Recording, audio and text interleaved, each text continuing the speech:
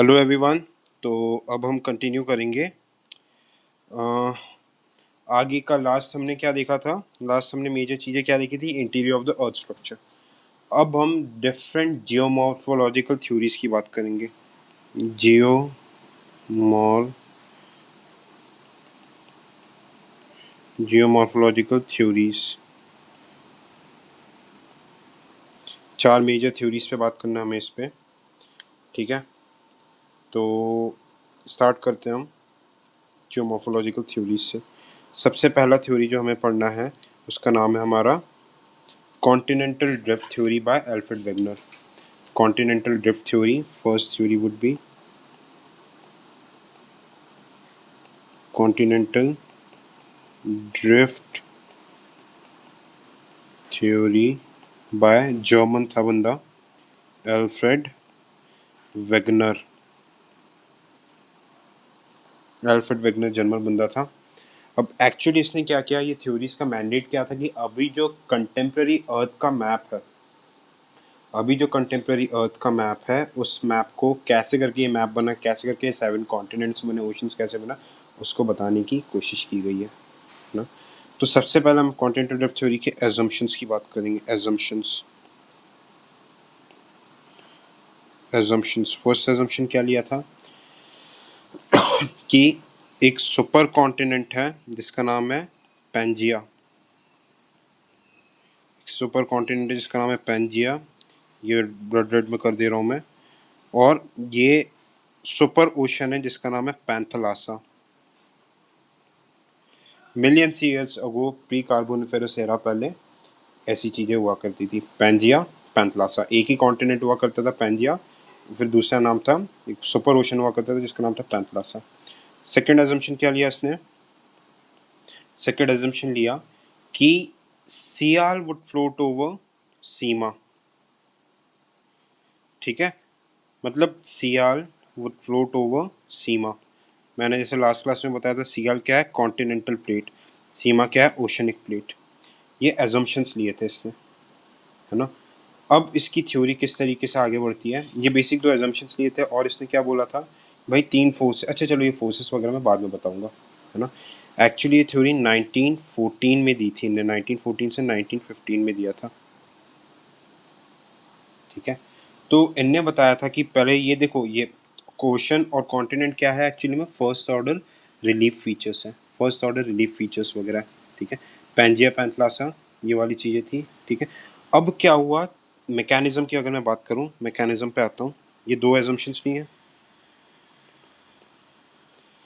Mechanism की अगर मैं बात करूं तो इसने बताया, अल्फ्रेड वेगनर ने, कि भाई ये पैंजिया और पैंथलासा पे तीन फोर्सेस लग रही हैं। फर्स्ट, बॉयंस फोर्स ओशन की, जिसकी वजह से कॉन्टिनेंट फ्लोट हो रहा है। Second, differential gravitational force.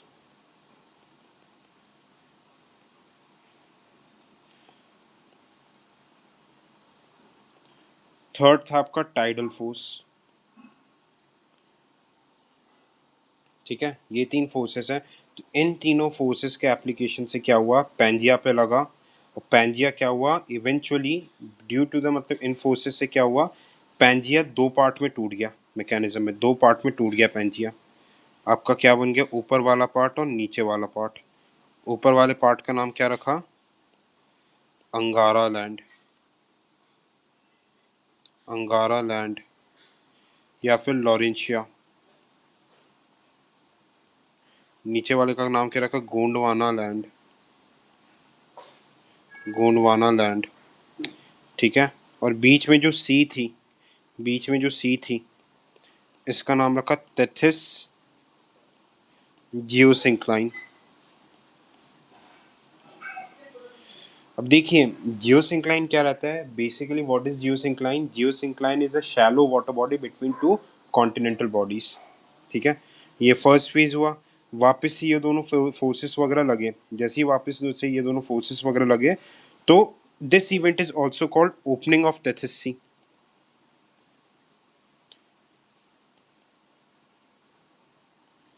ठीक है, वापस से इन पे फोर्सेस लगे तो ये दोनों आपस में टकरा गए। टकरा गए तो तैथिस सी बंद हो गया, तैथिस सी बंद हो गया एक बड़ा से। फिर आगे मैं बता रहा हूँ सेकेंड मैकेनिज्म में क्या हुआ। ये दोनों ही अंगारा लैंड और गोंडवाना लैंड जैसे आपस में टकराए तो सेकेंड इवेंट हुआ, इसको हम क्या बोलते हैं, closing of Tethys C.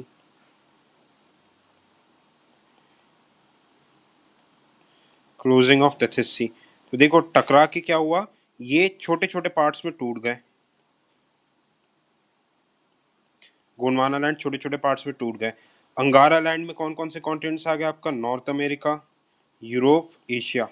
South America में क्या क्या आ गया आपका, south America, Africa, India, Australia. ये अलग अलग पार्ट्स में टूट के कॉन्टिनेंट बन गए। यहाँ तक थ्योरी समझ में आई। क्या बोला ये पूरा आप देख सकते हैं, ठीक है। सीएल सीमान ये फोर्सेस लगे तो ये दो पार्ट में टूट के अलग अलग छोटे छोटे कॉन्टिनेंट्स में टकराएगा, आपस में टकराए, ये दोनों प्लेट्स आपस में टकराए, फिर छोटे छोटे कॉन्टिनेंट्स में टूट गए ये लोग, ठीक है। यहाँ तक बात क्लियर है, आगे चलते हैं।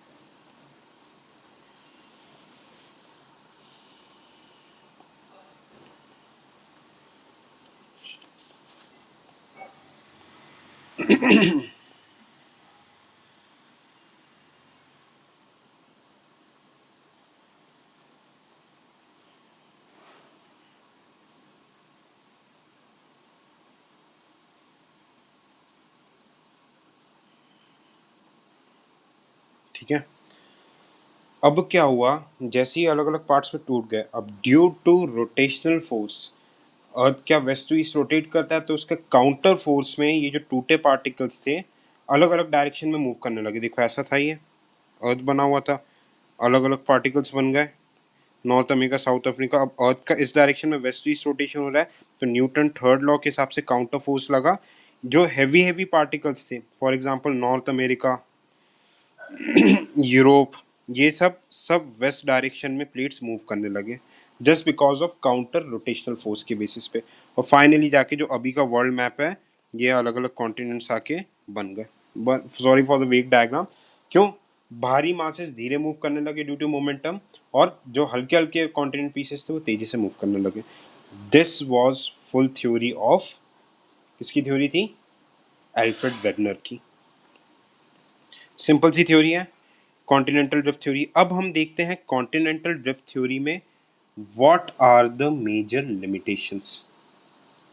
ठीक है, क्या क्या मेजर लिमिटेशंस वगैरह थे कॉन्टिनेंटल ड्रिफ्ट थ्योरी के। Limitations,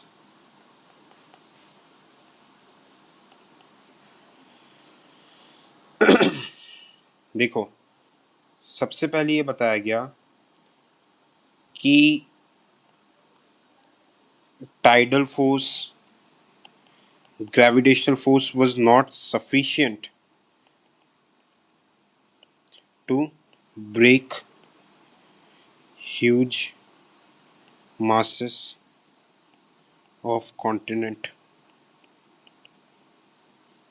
into pieces। ठीक है भाई, टाइड से सिर्फ 6 मीटर तक वेव्स ऊपर उठ पाती है, तो इतनी स्ट्रॉन्ग फोर्स कैसे हो जाएगी कि भाई ये छोटे छोटे टुकड़ों में तोड़ दे। बात समझ पा रहे हो। सेकेंड चीज ये बोली कि westward movement of continents,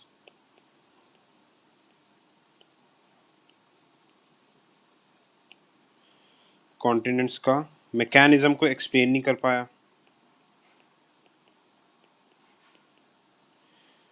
third सबसे बड़ी लिमिटेशन कि डिफरेंशियल मूवमेंट क्यों हो रहा था। ठीक है, डिफरेंशियल मूवमेंट ऑफ प्लेट्स। और उसके बाद सबसे बड़ी दिक्कत क्या थी कि इनने origination of mountains, volcanoes, earthquake, ये सब एक्सप्लेन नहीं कर पाए ये। मतलब कि second order and third order relief feature का एक्सप्लेनेशन नहीं दे पाया। ठीक है, जो रोटेशनल फोर्स था, पोलर फ्लिंग फोर्स, जिसकी वजह से वेस्टवर्ड मूवमेंट होता है, जो वेस्टवर्ड मूवमेंट होता था उसका नाम दिया था पोलर फ्लिंग फोर्स की वजह से, पर वो सफिशिएंट नहीं था इतने बड़े कॉन्टिनेंट्स को मूव कराने के लिए।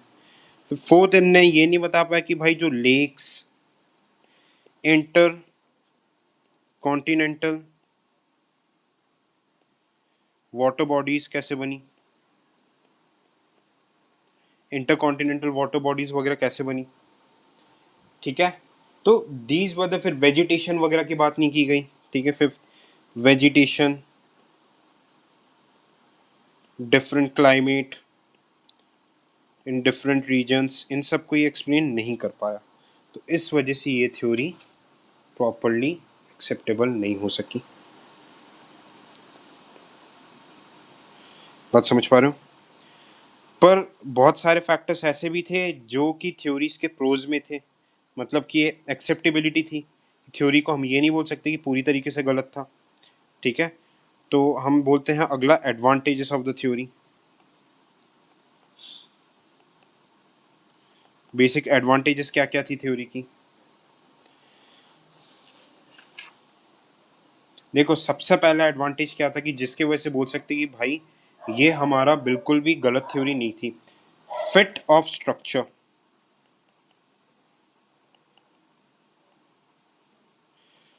आप देखो मैप में, bulge of Brazil plus gulf of Guyana, Africa का, अफ्रीका, ठीक है। फिट ऑफ स्ट्रक्चर से जिगजैग स्ट्रक्चर फिट, इसमें क्या देखा गया है कि ब्राजील और गल्फ ऑफ गुयाना का जो आपका साउथ अमेरिका और अफ्रीका आपस में पजल की तरह जुड़ जा रहे हैं। अब देखो ऊपर से क्यों नहीं जुड़ रहे?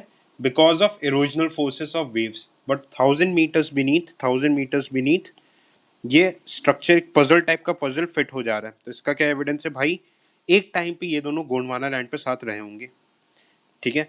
सेकेंड आपका जियो magnetic evidence.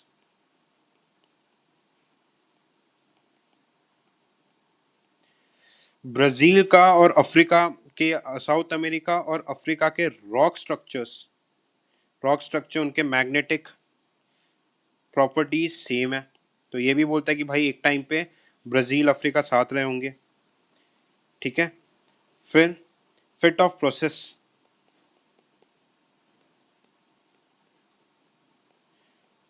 Fit of process में क्या बोल सकते हैं? प्रोसेस ऑफ प्रोसीजर कि माउंटेन स्ट्रक्चर, जैसे कि अफ्रीका का एटलस माउंटेन, ठीक है, Carpathian mountains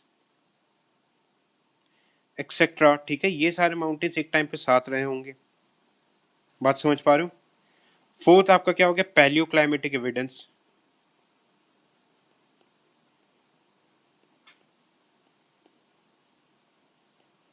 palaeo climatic evidence मतलब कि जो इक्वेटर में फॉसिल फ्यूल्स मिल रहे हैं, वही फॉसिल फ्यूल्स वगैरह जो कि एक टाइम पे आपका सिर्फ और सिर्फ पोलर रीजन्स पे मिलते थे।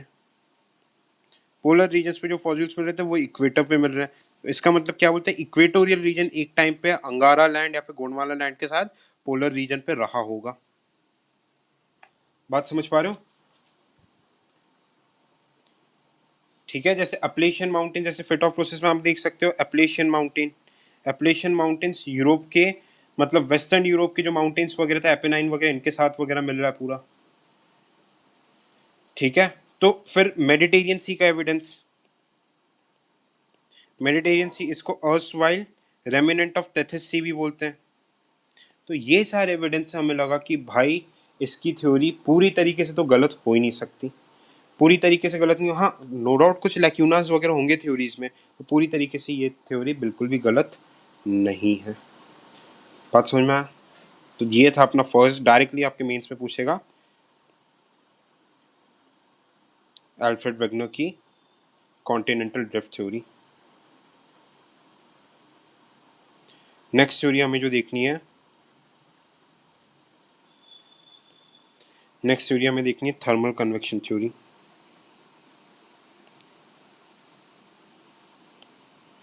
Thermal convection theory propose by Arthur Holmes,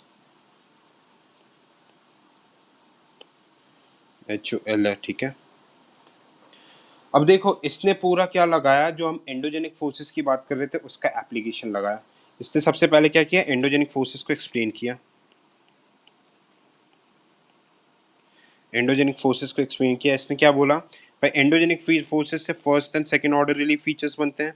अब इसने आगे क्या बोला कि भाई दो टाइप की इवेंट्स होते हैं, डायस्ट्रॉपिक, एंडोजेनिक फोर्सेस के एप्लीकेशन की वजह से डायस्ट्रॉपिक, और दूसरा कैटेस्ट्रॉपिक। डायस्ट्रॉपिक इवेंट में क्या हो गया सबसे पहला, epeirogenic forces, APERI, epeirogenetic forces. Second क्या हो गया आपका, orogenic, orogenetic forces. Orogenetic forces से आपका क्या हो रहा है, माउंटेन फॉर्मेशन हो रहा है,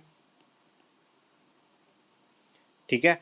एपिरोजेनिक फोर्सेस से क्या बन रहा है, कॉन्टिनेंटल क्रस्ट और ओशनिक क्रस्ट। बात समझ पा रहे हो। कैटास्ट्रॉफिक इवेंट जो सडन इवेंट्स रहते हैं, सडन इवेंट्स से आपका क्या हो गया, अर्थक्वेक, वॉल्केनो, एक्सेट्रा, ठीक है। अब देखो थर्मल कन्वेक्शन थ्योरी में एक्चुअली में बोला क्या है, ये थोड़ा सा रिवीजन था, रिवीजन को मैंने थोड़ा आगे आगे बढ़ा दिया।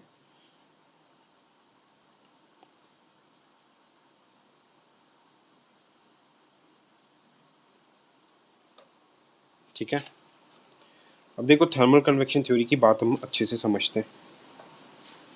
डायग्राम बताऊंगा, बहुत इजी डायग्राम है, ध्यान से समझिएगा आप लोग। देखना, ये मान लो अर्थ का कहीं मैग्मा मैंटल है, ये है यहाँ पे हॉटस्पॉट। अब हॉटस्पॉट क्या रहता है, जहाँ पे दो रॉक स्ट्रक्चर्स टकरा रहे हैं, जहाँ पे रेडियो एक्टिव एलिमेंट्स रहते हैं। तो यहाँ पे जो मैग्मा रहता है, मैग्मा में फोर्स लगता है, एक्सटर्नल फोर्स लगते हैं due to the rotation. First lecture में जो बताया, due to the rotation of earth, radioactive elements. तो इसके वजह से क्या रहता है, ये जो कन्वेक्शन करंट्स में रेड में बना रहा हूँ, कन्वेक्शन करंट्स तेजी से ऊपर आते हैं, ठीक है। कन्वेक्शन करंट्स तेजी से ऊपर आते हैं। अब ये मान लो आपका स्ट्रक्चर ऑफ अर्थ है, मैं ये ग्रीन से बना देता हूँ, ये आपका स्ट्रक्चर ऑफ अर्थ है, अर्थ का क्रस्ट है, ठीक है। अब ये कन्वेक्शन करंट्स तेजी से ऊपर आ रहे हैं। कन्वेक्शन करंट्स क्या है, एक्चुअली में nothing, it is just convection currents और thermal convection currents, they are magma. अब देखिए ये जैसे एस्थेनोस्फेयर में आएंगे, यहाँ पे ये और ज्यादा, ये लो वेलोसिटी जोन है इंटीरियर ऑफ द अर्थ में, देखा तो और ज्यादा एनर्जी गेन करेंगे, फिर ये तेजी से आके क्रस्ट को स्ट्राइक करेंगे। क्रस्ट को स्ट्राइक करके ये क्या करेंगे, यहाँ पे क्रस्ट को दो टुकड़ों में तोड़ देगा और यहाँ से लावा बाहर निकलने लगेगा। बात समझ पा रहे हो, क्रस्ट को इसने दो टुकड़ों में तोड़ दिया और यहाँ से लावा बाहर निकलने लगा, सॉरी क्रस्ट ही गायब हो गया, ठीक है। ऐसे बना देता हूँ, दो टुकड़ों में तोड़ दिया क्रस्ट को, लावा बाहर निकलने लगा। अब जैसे ही लावा का एक्यूमुलेशन बाहर होने लगा, अब देखो क्योंकि crust is bad conductor of heat, crust is bad conductor of heat, तो उस वजह से सबसे बड़ी चीज क्या हो जाएगी कि ये पूरी तरीके से जो थर्मल कन्वेक्शन करंट ये बाहर नहीं आ पाएंगे।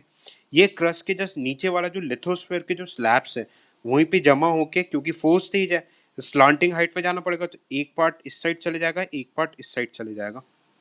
बात समझ पा रहे हो, एक पार्ट लेफ्ट साइड चले जाएगा, एक पार्ट राइट साइड चले जाएगा। क्यों, क्योंकि यहाँ से तो हॉटस्पॉट से फोर्स मिल रहा है इनको, ऊपर आके फट नहीं पाया, क्यों, क्योंकि crust is a bad conductor, तो ये क्रस्ट के नीचे से ही नीचे चले जाएगा। अब ये जैसे ही कन्वेक्शन करंट्स हॉरिजॉन्टल डायरेक्शन में स्लाइड करेंगे, तो ये फ्रिक्शनल फोर्स के वजह से क्या करेंगे, जो क्रस्ट है, क्रस्ट के स्लैब्स को भी ड्रैग करते हुए लेके चले जाएंगे, ठीक है। क्रस्ट के स्ट्रक्चर को भी ड्रैग करते हुए लेके चले जाएंगे, ठीक है। और ये कन्वेक्शन करंट्स वहां तक चलेंगे जहां तक आप मान के चलिए इनमें एनर्जी रहेगी। अब यहाँ पे जैसे हॉरिजॉन्टल चल रहा है, इसको एनर्जी तो मिल नहीं रही, एनर्जी नहीं मिल रही, तो ये क्या करेगा, कभी ना कभी ढीला पड़ जाएगा, लूजन अप हो जाएगा और वापस से हॉटस्पॉट में जाके मर्ज हो जाएगा। ये इधर आया, वापस से हॉटस्पॉट में जाके मर्ज हो गया। तो एक ये एंटी क्लॉकवाइज और क्लॉकवाइज एक पूरा कन्वेक्शन करंट्स का मूवमेंट हो गया। इसको हम क्या बोलते हैं, कन्वेक्टिव सेल, कन्वेक्टिव सेल। तो इसने एक्चुअली में क्या बताया, इस थ्योरी के थ्रू बता दी कि हाउ डज द, ये क्या है, ये कॉन्टिनेंटल प्लेट्स है या फिर ओशनिक प्लेट्स है, हाउ डज कॉन्टिनेंटल प्लेट और ओशनिक प्लेट मूव्स। हमने continental drift theory Alfred Wegener की क्या देखी, तो उसने क्या बताया था कि भाई प्लेट्स का मूवमेंट कैसे हो रहा है, कॉन्टिनेंटल प्लेट्स का, just because of polar freeing force, rotation of the earth की वजह से, थर्ड लॉ की वजह से ये लेफ्ट हैंड साइड में मूव हो रहा है। पर एक्चुअल रीजन ये कि हॉटस्पॉट और तो कन्वेक्शन करंट्स के ड्रैगिंग और फ्रिक्शनल फोर्स की वजह से, ड्रैगिंग फोर्स की वजह से इनका अलग अलग डायरेक्शन में मूवमेंट होता है। बात समझ में आई, ठीक है। तो इसने बहुत अच्छे से रीजन बता दिया कि भाई ऊपर के जो प्लेट्स हैं, एक ड्रॉबैक तो देखो हटा दिया इसने, एक बता दिया कि भाई ऊपर के जो कॉन्टिनेंट्स हैं, ओशन प्लेट्स वगैरह, इनका मूवमेंट हो क्यों रहा है, just because of thermal convection.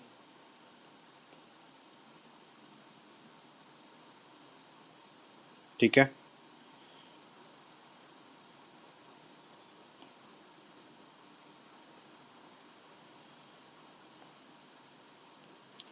अब हम आगे की बात करते हैं। ठीक है, अब हम एप्लीकेशन ऑफ थर्मल, बिल्कुल सही थ्योरी थी, इसको कोई काट नहीं पाया। Application of thermal convection theory देखना हमको, इनका मेन एप्लीकेशन हमको देखना है ना। देखो सबसे पहले एप्लीकेशन में हम क्या देखेंगे, किस तरीके से फोर्स लगता है। सबसे पहले हम देखेंगे टेंशनल फोर्स। अब देखो नीचे प्लेट्स का मूवमेंट वगैरह तो हो रहा है, मान लो एक स्लैब है, इतना बड़ा स्लैब है, यहाँ पे थर्मल कन्वेक्शन करंट से स्लैब को तोड़ दिया, तो ये स्लैब्स और कॉन्टिनेंट्स के स्लैब्स अलग अलग डायरेक्शन में मूव करने लग जाएंगे, है ना। तो इसके वजह से क्या बन जाएगा, इसके वजह से क्या बनेगा, देखो ऐसे मान के चलना है, एक बहुत बड़ा स्लैब था, वो 3 टुकड़ों में टूट गया due to convection current A B C. तो इसका अगला स्टेज क्या हो जाएगा, अगला स्टेज क्या आ जाएगा कि ये देखो ये वाला स्लैब चला जाएगा, जो बी वाला स्लैब है, ए वाला स्लैब तो यहाँ रहेगा, बी वाला स्लैब नीचे धस जाएगा और सी वाला स्लैब भी दूर हो जाएगा। तो बी वाला स्लैब जो नीचे धस गया, ठीक है, इस टाइप का कुछ स्ट्रक्चर वगैरह बनेगा। बात समझ पा रहे हो, ये नीचे क्या हॉटस्पॉट है, यहाँ पे भी नीचे क्या हॉटस्पॉट है, ये ऐसे करके जा रहा है, डाइवर्ज हो रहा है। तो इस टाइप के टोपोग्राफी को क्या बोलेंगे, टेंशनल, मतलब जो अलग अलग दूर डायरेक्शन में जाता है, दूर डायरेक्शन में जो ब्लॉक्स वगैरह जा रहे हैं, इस टाइप के हम स्ट्रक्चर को क्या बोलेंगे, हॉर्स्ट एंड ग्रैबन। ये नीचे वाले पार्ट को हम क्या बोलेंगे, ग्रैबन, और ऊपर वाले को क्या बोलेंगे, हॉर्स्ट। ठीक है, इसी के आगे क्या होगा, अब यहाँ पे इरोजन हो जाएगा, यहाँ पे इरोजन होने लग जाएगा, तो इसी के आगे जो नया स्ट्रक्चर बनेगा ऐसा कुछ बनेगा, ये वी शेप का हो जाएगा। सेम चीज, इसको हम क्या बोलेंगे, रिफ्ट वैली। यहाँ से बीच बीच से नदियां वगैरह निकलती हैं, रिफ्ट वैली। ठीक है, जैसे कि फॉर एग्जांपल वर्ल्ड में कौन सा, black forest mountain, black forest. यहाँ से कौन सी रिवर निकलती है, रिवर राइन, राइन रिवर। वर्ल्ड ज्योग्राफी में पढ़ोगे, बहुत अच्छी सी चीज है ना। तो टेंशनल फोर्स का ये एप्लीकेशन हुआ, बात समझ में आई। अब देखो इसके वजह से क्या रहता है, कई बार फॉल्ट्स बनते हैं। एक मिनट,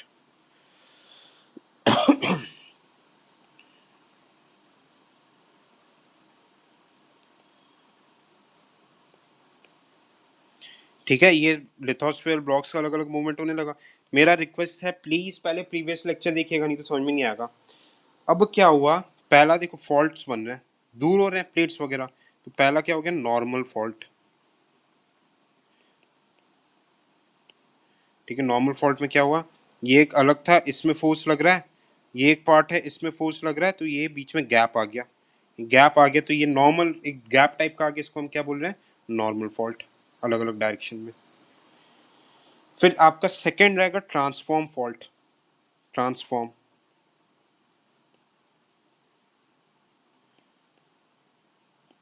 ट्रांसफॉर्म फॉल्ट में क्या है, ये एक स्लैब है, इसका इस डायरेक्शन में मूवमेंट हो रहा है, ये एक स्लैब है, इसका लोअर डायरेक्शन में मूवमेंट हो रहा है, तो ये आपस में फ्रिक्शन होगा, फ्रिक्शन होगा तो जमीन उबड़ खाबड़ टाइप की होगी, माउंटेन टाइप बनेगा, तो ये आपस में स्लाइड कर रहे हैं ऑपोजिट डायरेक्शन में, मतलब एक दूसरे के पैरेलली मूव कर रहे हैं ऑपोजिट डायरेक्शन में, so this would be called as transform fault.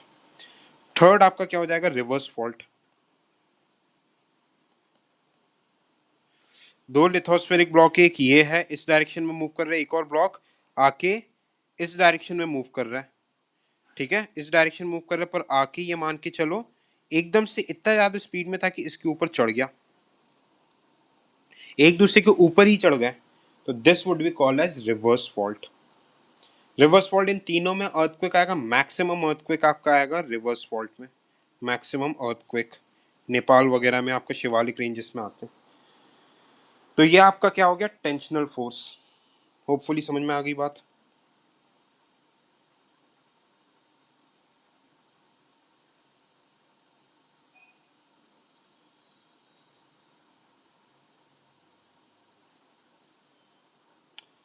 अगला इसका एप्लीकेशन होगा कंप्रेशनल फोर्स। सेकेंड एप्लीकेशन होगा थर्मल कन्वेक्शन का कंप्रेशनल फोर्स।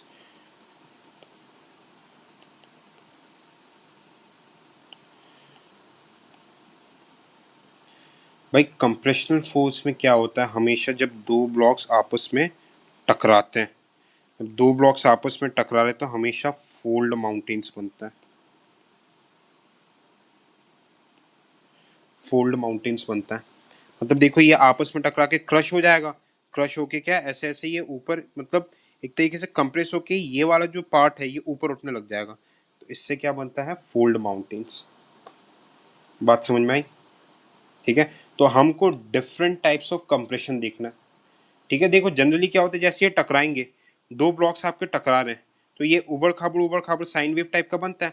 तो ये जो उबड़ खाबड़ साइन वेव टाइप का बनता है, ऊपर वाले को हम क्या बोलते हैं, एंटीक्लाइन। ये माउंटेन पीक्स रहती है, नीचे वाले को हम बोलते हैं सिंक्लाइन। ये नीचे का डिप्रेशन रहता है, यहाँ पे रिवर्स वगैरह फ्लो करती है। ठीक है, कंप्रेशनल फोर्स से ये होता है। तो हमें डिफरेंट स्टेजेस ऑफ कंप्रेशन देखना है। पहला स्टेज हम देखते हैं, सबसे पहले मान लो कि दो ब्लॉक्स टकराए, तो एक बहुत बड़ा फोल्ड टाइप का बन गया, बहुत बड़ा फोल्ड टाइप का बन गया, और ये फोल्ड सिमेट्रिकल है।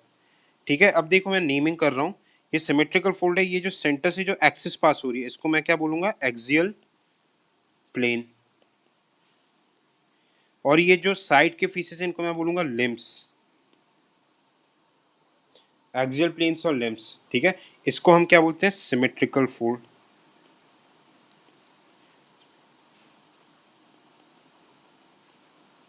Symmetrical folds. क्लियर? सेकंड में बनेगा, यहाँ पे सेकंड बनेगा, मान लो एक तरीके से यहाँ से फोर्स ज्यादा है, यहाँ से फोर्स कम है, तो ये ऐसा कुछ स्ट्रक्चर बन जाएगा। ठीक है, यहाँ पे ये एक्सियल प्लेन हो गया, इसको मैं क्या बोलूंगा, एसिमेट्रिकल फोल्ड।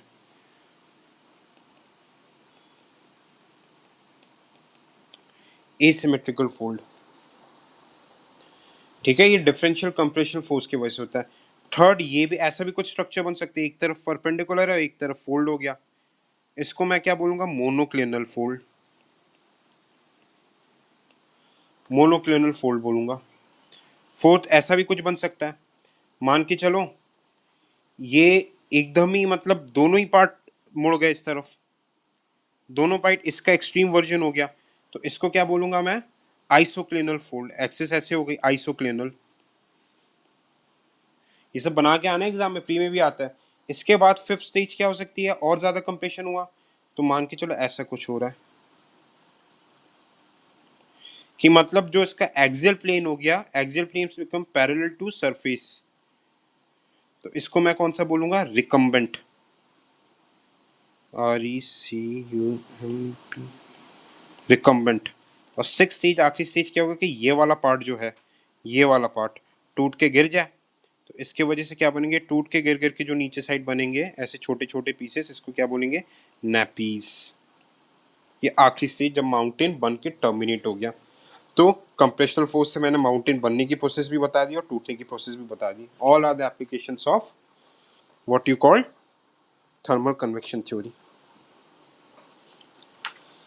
बिल्कुल सही थ्योरी थी, इसमें कोई दो राय नहीं है, थ्योरी में बहुत अच्छी थ्योरी थी, कोई काट नहीं सकता था इस थ्योरी को।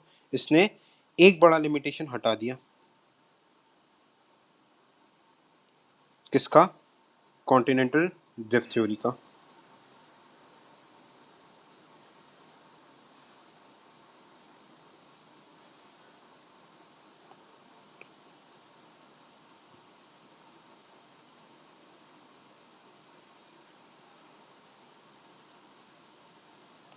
अब अगली थ्योरी जो हम पढ़ने वाले हैं वो है sea floor spreading theory, sea floor spreading theory.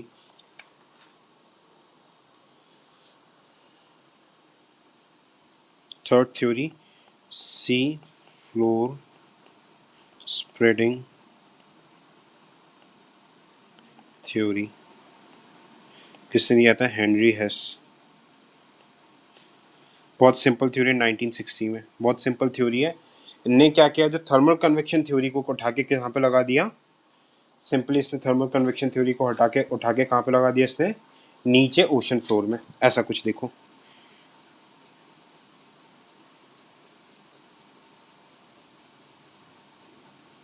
ये आपका क्या हो गया, कॉन्टिनेंटल प्लेट हो गया, ये आपका क्या हो गया, ओशनिक प्लेट। ऊपर आपका ओशन है,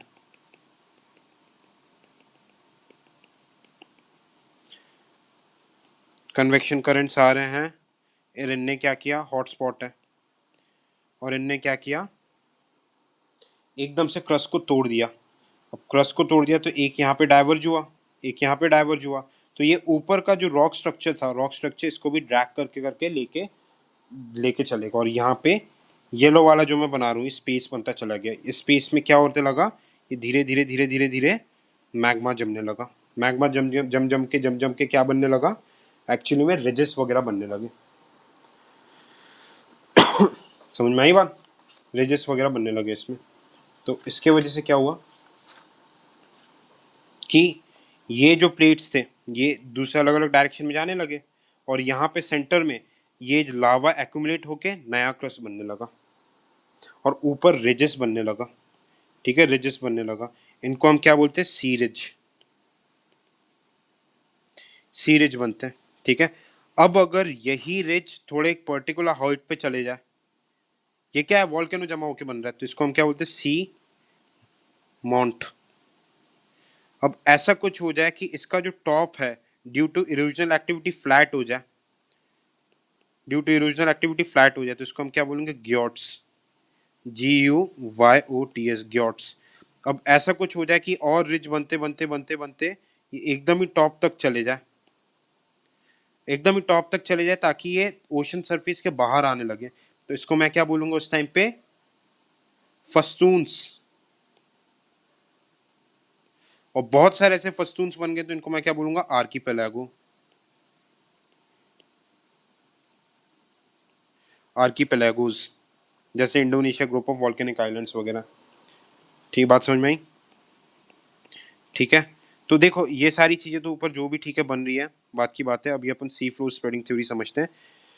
अब देखिए हेनरी हेस ने क्या बोला कि भाई यहाँ पे एक नया जो येलो वाला पार्ट है, येलो वाले पार्ट पे क्या होता जाएगा, एक नया क्रस्ट बनता जाएगा, और ओल्ड वाला जो क्रस्ट है वो यहाँ पे डाइवर्ज होता जाएगा, ओल्ड वाला क्रस्ट यहाँ पे डाइवर्ज होकर दूर होता जाएगा। मतलब सेंटर में नए क्रस्ट का फॉर्मेशन होता जा रहा है, और ओल्ड क्रस्ट दूर दूर दूर दूर जाते जा रहे हैं। बात समझ में आई। अब मान लो, ठीक है, ये एक्चुअली में थ्योरी थी। अब थ्योरी की अगर मैं वैलिडेशन देखूं कि भाई ये बंदे ने ऐसा नहीं कि बेवकूफ बना दिया, सही बात बोली कि नहीं। ठीक है, तो एक रनकॉन करके बंदा था, उसने मैग्नेटिक एविडेंस दिया। उसने बोला जेब्रा, मतलब बोला कि भाई देखो सेंटर से, ये सेंटर से 100 किलोमीटर की दूरी इस साइड और 100 किलोमीटर की दूरी इस साइड, क्योंकि आप देखोगे क्रस्ट तो खिसकते जा रहा है due to driving of thermal convection currents. तो नई क्रस्ट जो बनती जा रही है, यहाँ पे 100 किलोमीटर और यहाँ से 100 किलोमीटर यहाँ तक नई क्रस्ट बन गई। तो आप यहाँ पे देखोगे 100 किलोमीटर पे जो पत्थर होगा, यहाँ पे भी जो 100 किलोमीटर पे पत्थर होगा, उनकी मैग्नेटिक प्रॉपर्टी सेम होगी, सेम मैग्नेटिक प्रॉपर्टी।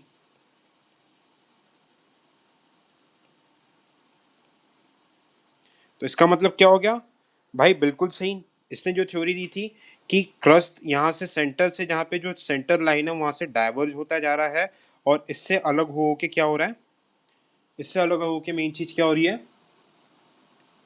कि पुरानी क्रस्ट अलग होती जा रही है, और यहाँ पे ये जो मैं ब्लैक से हाईलाइट करूँ, सॉरी ग्रीन से हाईलाइट करूंगा, ये एक पूरा नया क्रस्ट बनता जा रहा है, नया क्रस्ट बनता जा रहा है, पुराना क्रस्ट इस तरफ मूव होता जा रहा है। और जितने बेस लाइन से जितने डिस्टेंस पे देखोगे आप rock structure, same equal distance पे from the either side, magnetic properties एक तरीके से सेम ही है। ठीक है, तो इस चीज ने इसकी थ्योरी को वैलिडेट कर दी, भाई नया क्रस्ट बन रहा है, सारी चीजें वगैरह हो रही है। पर अब हम इसकी कुछ मेजर लिमिटेशंस देखते हैं। इस थ्योरी की कुछ बड़ी बड़ी लिमिटेशंस थी। ठीक है, क्या लिमिटेशंस थी, ये सिंपल सी थ्योरी, कुछ ज्यादा एकदम रॉकेट साइंस नहीं है, सेकंड ऑर्डर रिलीफ फीचर बन रहा, हमने डिस्कस कर लिया। पहली लिमिटेशन, लिमिटेशन, सबसे पहली लिमिटेशन, भाई अगर न्यू क्रस्ट बन रहा है तो जो ओल्ड क्रस्ट जो शिफ्ट हो रहा है वो जा कहाँ रहा है, क्योंकि अर्थ का सरफेस एरिया तो कांस्टेंट है, अर्थ तो गोल है ना, अर्थ का स्फेरिकल शेप है, सरफेस एरिया कांस्टेंट है। तो जो डाइवर्ज होके जो नया क्रस्ट वगैरह बनता जा रहा है, बात समझ पा रहे हो, जो नया क्रस्ट वगैरह जो बनता जा रहा है वो जा कहाँ पे रहा है, क्योंकि अर्थ में एक्स्ट्रा लैंड मास तो एड ऑन नहीं हो रहा। यहाँ पे भाई आप क्या कर रहे हो, नया क्रस्ट तो बना दे रहे हो, पर पुराना वाला डाइवर्ज होते जा रहा है। भाई पुराना वाला कहाँ डाइवर्ज हो रहा है, कहाँ जा रहा है, अर्थ का मान के चलो 100 किलोमीटर स्क्वायर का एरिया, अब यहाँ पे मान लो एक एक करके बढ़ता जा रहा है, पर अर्थ तो गोल है, अर्थ का सरफेस एरिया तो बढ़ नहीं सकता ना, अर्थ तो गोल है, कहाँ जा रही है। ठीक है, तो ये सबसे बड़ा क्वेश्चन मार्क बना। सेकंड लिमिटेशन क्या हो गई भाई, ट्रेंचेस, सी ट्रेंचेस, सी केव्स, ये सब चीजें कैसे बन जा रही है सी में। ठीक है, तो ये सबसे बड़े लिमिटेशंस हो गए। थर्ड थर्ड लिमिटेशन क्या देखा कि भाई यहाँ पे देखना, सी सरफेस पे एकदम छोटे छोटे स्पीशीज रहते हैं, इनको हम हेडल स्पीशीज बोलते हैं। यहाँ पे सनलाइट नहीं आती, हेडल स्पीशीज बोलते हैं, यहाँ पे सनलाइट नहीं आती। तो पर अब सनलाइट ही नहीं आ रहा, हमें क्या पता है exogenic force, sunlight is the only source of surviving, photosynthesis उसी को होता है। तो हेडल जहाँ पे सरफेस में यहाँ पे सनलाइट आ नहीं रहा, तो वो सर्वाइव कैसे कर रहे हैं। बात समझ पा रहे हो। So this was all about C floor spreading theory. इसके बाद जो आखिरी थ्योरी आएगी, जो हम नेक्स्ट क्लास में डिस्कस करेंगे, नेक्स्ट लेक्चर में आखिरी थ्योरी आएगी प्लेट टेक्टोनिक थ्योरी। उसमें आपके पूरे फंडे सारे गिले शिकवे दूर हो जाने। ठीक है, चलिए, thank you so much for discussion.